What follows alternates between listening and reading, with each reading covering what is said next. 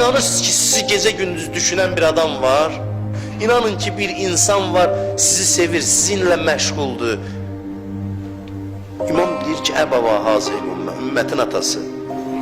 Belə bir söz eşitmişəm Həzrət Əlidən.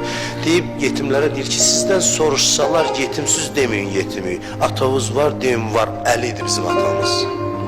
Bunu mən təzə oxumuşam, bu hədisi. Qəmbər deyir, bilirsiniz nə emirdi Həzrət Əli? Mən utanıram deməyə, amma Əlinin şənini azaltmazmı?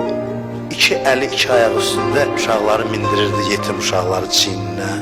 Deyir, gördüm, qəribə səslər çıxardır. Dedim, sənin şənliyə yaraşmaz. Dedim, nə şən? Görmürsən, qəmlidirlər. Mənim üçün lazım olan onları sevindirməkdir. Hansı şən? Bu şən nəyimə lazımdır? Əlinin mərhəmətini görən cəmiyyət əgər ona aşiq olmadısa, özü də mehriban olmadısa, Hüseyin qatil olmalıydı o cəmiyyət. Başqa nə gözləyirdiniz ki?